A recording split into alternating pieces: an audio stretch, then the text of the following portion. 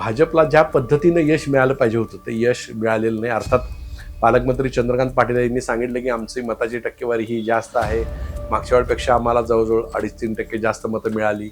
आमची मताची टक्केवारी असेल किंवा जनाधार जो आमचा आहे तो वाढलेला आहे, संपूर्ण जिल्ह्यामध्ये आमचा जनाधार वाढलेला आहे. पण ही जरी बाजू सत्य असली तरी सुद्धा अनेक तालुक्यांमध्ये त्यांचं अस्तित्व नाही. त्यामुळं अनेक तालुक्यांमध्ये त्यांना सदस्य मिळाले नाहीत. तासगाव कोटेमेळामध्ये त्यांचं अस्तित्व फार मर्यादित आहे. तर या सगळ्या गोष्टीचा अंदाज जरी पालकमंत्री चंद्रकांत पाटील सांगत असले की आम्हाला चांगलं यश मिळालं, आम्ही जिल्ह्याचे राजे आहोत, पण तरीसुद्धा पालकमंत्र्यांनी नुकतीच एक मिटिंग घेतलेली त्यांच्या पक्षांतर्गत आणि महायुती संदर्भात. तर पालकमंत्री चंद्रकांत पाटील यांनी या सगळ्या गोष्टीची गंभीर दखल घेतलेली आहे आणि नुकतीच त्यांनी सर्व आमदारांची आणि महायुतीच्या काही नेत्यांची मिटिंग घेतली आणि त्याच्यामध्ये 2 निर्णय हे चंद्रकांत पाटील यांनी घेतलेले आहेत. जिल्ह्यामध्ये सरळ 2 भाग झालेले आहेत. म्हणजे एका बाजूला जयंत पाटील असतील, विश्वजित कदम असतील, विशाल पाटील असतील, विलासराव जगताप असतील, शिवाजीराव नाईक असतील, अजितराव घोरपडे असतील, राजेंद्र राणे देशमुख असतील, हा एका बाजूला एक फळी आहे. दुसऱ्या बाजूला भाजपचे 4 आमदार पालकमंत्री, त्यानंतर शिवसेनेचे आता सुहास बाबर असतील, त्यानंतर इकडं रयत क्रांतीचे नेते असतील आणि बाकीचे संजय काका असतील. तर अशा प्रकारचे 2 फळ्या या आपल्याला पुढच्या राजकारणात दिसतील.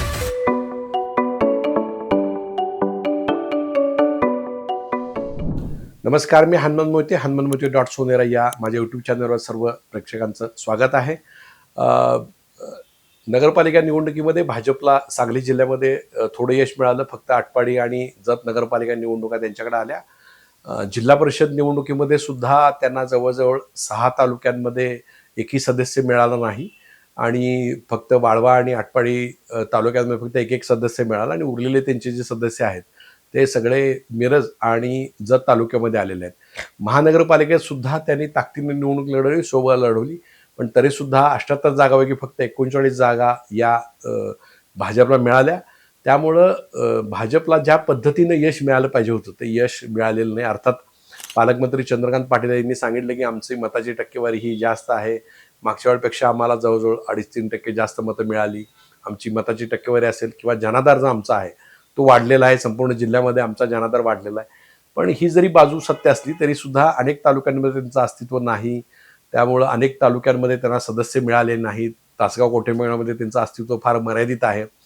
त्यामुळं अशा प्रकारे म्हणजे त्यांनी 2017 आणि 2026ची आकडेवारी जिल्हा परिषद दिलेली आहे, पण त्याच्यामध्ये पुलाखालून अनेक पाणी गेलेलं आहे. म्हणजे भाजप हा राष्ट्रामध्ये राज्यामध्ये सगळ्यात बलवान पक्ष झालेला आहे. अनेक नेत्यांची आवक ही भाजपकडे झालेली आहे. प्रचंड तगडे नेते भाजपकडे आलेले आहेत. असं असताना केवळ 2% मताधिक्य वाढणं हे काय फार भूषणावह गोष्ट किंवा फार ताकदीने सांगण्यासारखी गोष्ट नाही आहे. तर या सगळ्या गोष्टीचा अंदाज जरी पालकमंत्री चंद्रकांत पाटील सांगत असले की आम्हाला चांगलं यश मिळालं, आम्ही जिल्ह्याचे राजे आहोत, पण तरीसुद्धा पालकमंत्र्यांनी नुकतीच एक मिटिंग घेतलेली त्यांच्या पक्षांतर्गत आणि महायुती संदर्भात. तर पालकमंत्री चंद्रकांत पाटील यांनी या सगळ्या गोष्टीची गंभीर दखल घेतलेली आहे आणि नुकतीच त्यांनी सर्व आमदारांची आणि महायुतीच्या काही नेत्यांची मिटिंग घेतली आणि त्याच्यामध्ये 2 निर्णय हे चंद्रकांत पाटील यांनी घेतलेले आहेत. त्यातला पहिला निर्णय घेतलेला आहे की भाजपला जिल्ह्यामध्ये जी कोर कमिटी आहे तशाच पद्धतीची भाजप अंतर्गत एक कोर कमिटी समन्वय समिती नेमायची. त्याच्यामध्ये भाजपचे आमदार आहेत, आमदार सुरेश खाडे असतील, सुधीर गाडगीळ असतील, आमदार गोपीचंद पडळकर असतील, आमदार सतीश देशमुख असतील, भाजपचे शहर जिल्हाध्यक्ष प्रकाश ढंग असतील, ग्रामीण जिल्हाध्यक्ष सम्राट महाडिक असतील आणि मग पृथ्वीराज देशमुख, संग्राम देशमुख, अमरसिंग देशमुख या सगळ्यांची नेते असतील सगळ्या प्रकारचे. तर ह्या नेते घेऊन एक समन्वय समिती आणि कोर कमिटी निर्णयाचं ते नेमायची त्यांची चर्चा सुरू आहे आणि त्या पद्धतीनं भाजप अंतर्गत जे आपल्याला समन्वय साधायचा आहे, ज्या पद्धतीनं आपल्याला राजकारण करायचं आहे आणि पुढच्या काळामध्ये आपल्याला विकास कामं पुढे नेताना आहे त्या सगळ्या पक्ष संघटना वाढवण्यासाठी जे एक रोडमॅप आहे तो रोडमॅप तयार करण्याची शक्यता ही चंद्रकांत पाटील यांनी बोलून दाखवलेली आणि त्या पद्धतीचं एक त्यांनी प्राथमिक बैठक घेतलेली आहे.